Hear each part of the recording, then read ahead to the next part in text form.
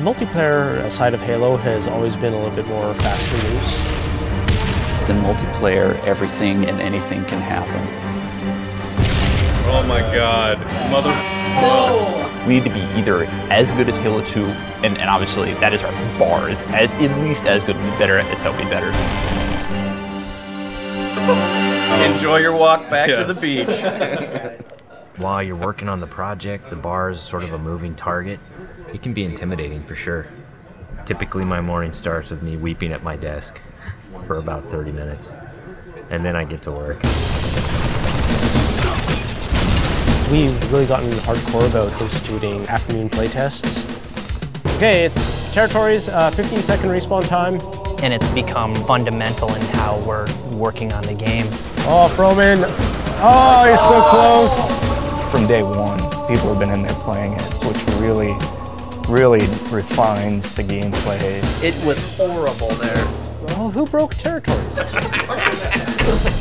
I think Halo 2 multiplayer has been played like 4 billion times. Competing against yourself is stressful. Coming up with these scenarios that people play over and over again. Now, how can we rethink that and create something that's new and interesting?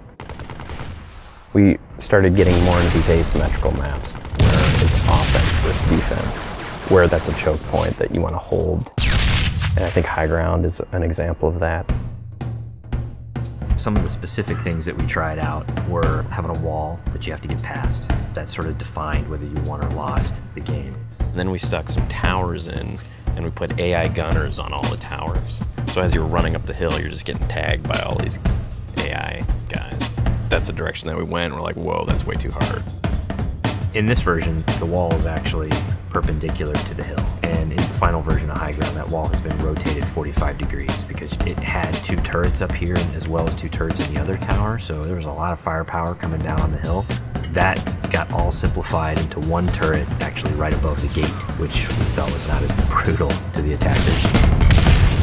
It's pretty obvious to us when we start working on these maps that they have to be fun for the 100th and the 200th and the 1000th time. You weren't figuring out the switches in the doors? Yeah, the glows are like you want to walk up and fight. Watching people run through your map challenges a lot of the assumptions you made about it. Like, oh, I think people will use this hill for sniping, and then no one uses it.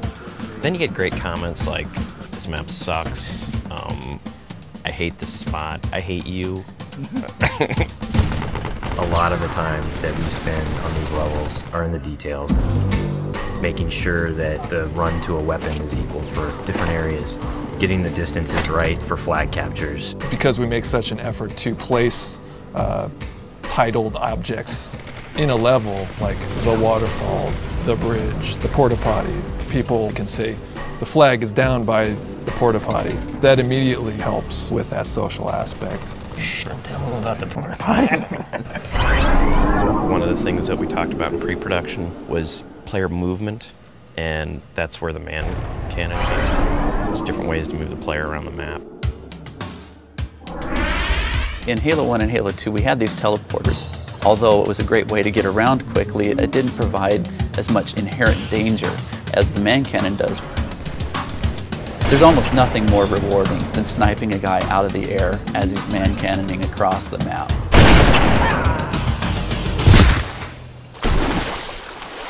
Whatever weapon that you start off every round with is going to really affect the decisions you make. There's this thing we didn't really identify in Halo 2, that if you spawn everybody with a dual-wieldable weapon like the SMG, it changed the game. People stop meleeing and people stop grenading because when you're dual-wielding, you can't do either of those. One of our weapon modelers, Tom Doyle, said, hey, this is a great chance to bring back the assault rifle from Halo 1. The assault rifle's design language really works well with the Master Chief. It has such a unique kind of silhouette and look to it that we really didn't want to change with what is already a Halo canon. But in terms of design and gameplay, it's been adjusted pretty considerably. The weapon has a kind of a shallow clip, so it came down to how best do I use my melee attack, or how best do I use my grenades in order to tip that fight a little bit over in my favor. The assault rifle works really well with the golden three things of Halo, which are weapons, grenades, and melee. The different kind of weapons that you get to use now, the way that they're balanced against each other, the way the weapons are placed on a map, it brings a certain something to the map that just makes it play right. You have a situation which is very common, two guys get into a fight. Is there a way to mix that up? Say you start getting hit by a battle rifle from behind. Let's say you have a bubble shield, you drop it, all of a sudden you're completely shielded from this guy who is firing on you. Or you have a trip mine and you realize a warthog is barreling towards you. You deploy the trip mine at the last second. And yes, you die, but you take out those damn bastards that just ran you over. When you are done as a group playing together, the first thing you want to do is talk about it. Every game you play, you're going to be having a save film that you can stop time, shift camera angles. When you watch that.